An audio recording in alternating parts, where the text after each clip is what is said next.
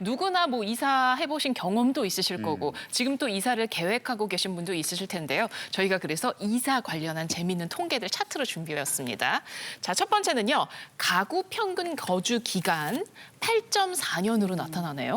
그렇습니다. 우리 2024년 기준으로 주거 실태 조사를 결과를 했더니 한국인이 평균 거주하는 기간이 8.4년으로 나온 건데요. 지난해는 8년이라고 하니까 평균적으로 7년에서 8년씩에 한 번씩 이사를 한다. 이런 결과가 되겠는데 뭐 집집마다 다르겠죠. 1인 가구라든가 또 임차인 같은 경우는 좀 더 자주 이사를 다닐 수 있고 또 어르신들은 조금 이사 평균 기간이 좀 길어질 수는 있는데 8.4년마다 이사를 다닌다고 합니다. 네. 평균 8.4년이라는 결과였고요. 다음 바로 보겠습니다. 자, 이사를 많이 하는 요일은 금요일과 손 없는 날이다. 오. 아니 손 없는 날 그러면 사실 좀 미신적인 느낌이 있잖아요. 네. 근데 아무래도 좀 기왕이면 손 없는 날 좋은 날 하겠다는 그런 생각들도 좀 있고 요즘 추세가 또 많이 그런 게 없어진 것 같지만 그래도 제가 만약에 이사한다면 그래도 또 손 없는 날을 또 선호하게 되거든요. 이왕이면. 그렇죠? 한 이사 플랫폼 업체 빅데이터 분석에 따르면은요, 이제 이사로 가장 인기 있는 두 날이 바로 손 없는 날과 전통적인 손 없는 날과 금요일입니다. 근데 여기서 더 재밌는 거는요, 이제 금요일이 조금 더 우세하게 이제 이기고 있어요. 이유는 뭐냐면은요, 우리 금요일 날 이사를 하면은 다음 날 이틀을 또 쉴 수 있잖아요. 그렇죠. 그리고 또 금요일 날 하면서 은행일도 같이 평일이니까 볼 수 있고 또 행정처리인 주민센터도 열려 있기 때문에 금요일 날 하는 경우가 많이 있다고 합니다. 그래서 이 워라벨이 이 풍수지를 이겼는데요. 네. 그리고 여기에서 평일 같은 경우 그리고 월 말보단 월 초에 하는 경우가 조금 더 포장 이사를 한 45% 정도 조금 더 저렴하게 이용할 수 있기 때문에 요 점 참고하시면 좋을 것 같습니다. 알겠습니다. 자, 그렇다면 이사는 과연 어떤 달에 가장 많이 할까요? 쭉 살펴보면요. 이사를 많이 하는 달은 2, 3월이다. 최근에 이사하느라 바쁜 분들 많으셨겠네요. 네, 흔히 알고 있는 이사철, 성수기는 봄과 가을을 많이 꼽는데요. 지난해 인구이동 추이를 살펴보면 가장 많은 비중은 2, 3월이었고 그 다음은 의외로 7, 8월이었습니다. 2, 3월의 경우에는 신년 준비, 새학기 준비 이렇게 해서 이사를 많이 선택을 하시고 또 7, 8월의 경우에는 여름 휴가 있잖아요. 그리고 여름 방학도 있으니까 이 기간 이용해서 이사하면 좀 편리하게 이용할 수 있어서 7, 8월을 꼽고 있습니다. 그래서 전통적인 봄, 가을에서 이제는 가을 부분은 좀 깨지는 게 아닌가 생각이 됩니다. 아, 이 황금 같은 여름 휴가에 이사를 해야 된다는 게 좀 안타깝긴 하지만 네, 그렇게 또 통계가 나오고 있다고 합니다.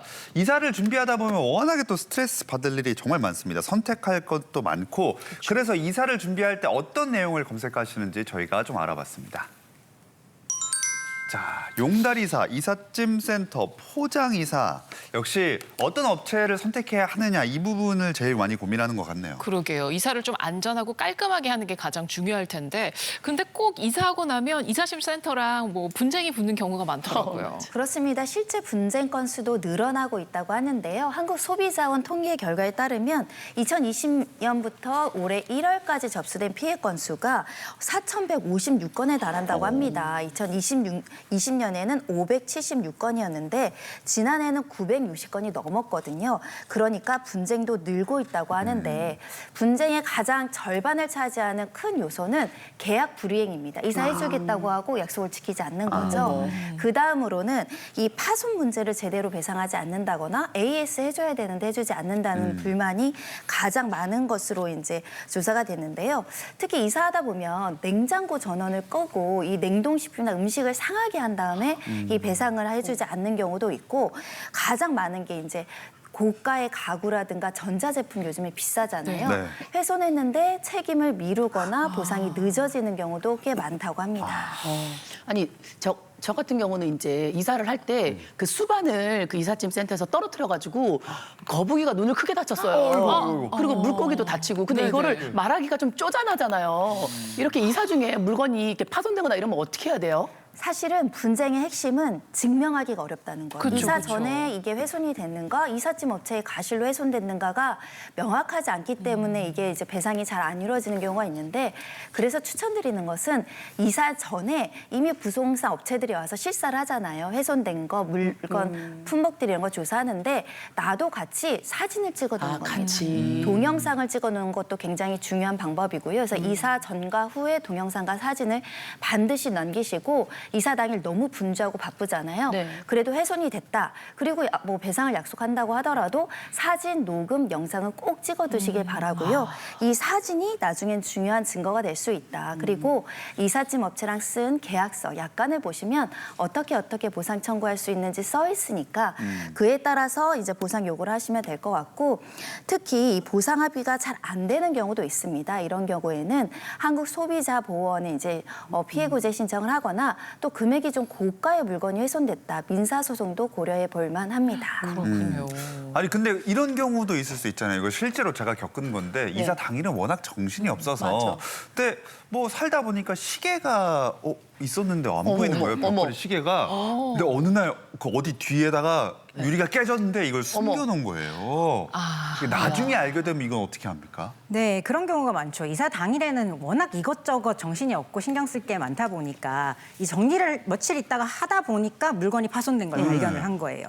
이런 경우에는 어떻게 해결할 수 있느냐. 이럴 때를 대비해서 우리 공정거래위원회에서 소비자 표준 약관이라는 것을 규정하고 있습니다. 이에 따르면 이 이사 서비스는 화물 운송 서비스거든요. 그래서 화물 운송 서비스는 화물을 인도받은 날로부터 30일 이내에 청구하면 손해배상이 가능합니다. 그러니까 이사해서 짐을 받은 날로부터 30일 안에는 그래도 정리를 하게 되잖아요. 이 안에 발견하셨다면 손해배상 청구하실 수 있습니다. 30일 기억해야겠네요. 아니 그리고 이사하다 보면 꼭 예상했던 금액을 초과하게 되는 경우가 많더라고요. 뭐 당일에 이사하다 보니까 뭐 이거 뭐가 부족해요. 사람이 더 왔어요. 뭐 차가 더 필요해요. 이런 경우들이 있어서 좀 당황스러운 경우가 많더라고요. 이삿날 이삿짐 옮기러 와주신 분들 일단 감사하잖아요. 그러니까 좀 뭐라도 좀 더 챙겨드리고 싶고 이런 마음이 있는데 그때 계약할 때는 얘기도 안 했던 뭐 추가 차량비라든지 인건비 같은 거 말씀하시면 상당히 곤란해집니다. 이걸 무조건 주셔야 되는 건 아니고요. 사실은 계약서, 견적서가 미리 있잖아요. 이 금액만 주시면 됩니다. 이 금액 안에는 뭐 차량 대수라든지 인원이라든지 작업 내용, 거리 같은 것들이 다 규정이 되어 있기 때문에 이것만 주시면 되는데 특별히 추가 요금을 줘야 되는 경우도 있습니다.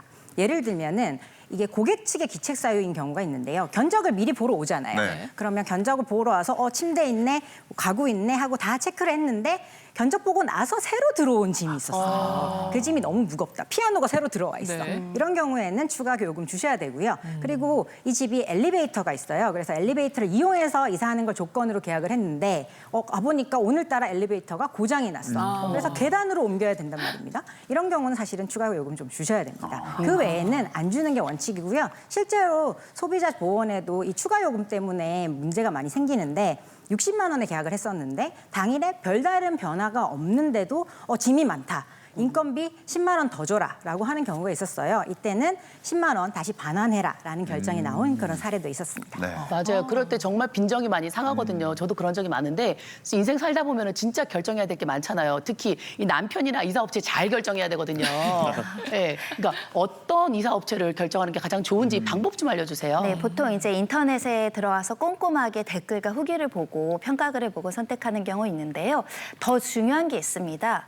허가받은 업체인지 확인해야 되고요. 특히 보험 들었는지도 확인을 해야 되는데 이 운송주선 사업 허가증이 발급된 회사인지 그리고 이행보증보험에 가입되었는지 보셔야 될 것 같고요. 특히 국토부의 인가를 받은 업체는 이 허가이사 종합정보 사이트에 들어가서 확인해 보시면 실제로 정식적으로 인가 받은 업체인지를 확인할 수 있습니다. 허가이사 종합정보 이 사이트도 기억을 해두셔야겠습니다. 네.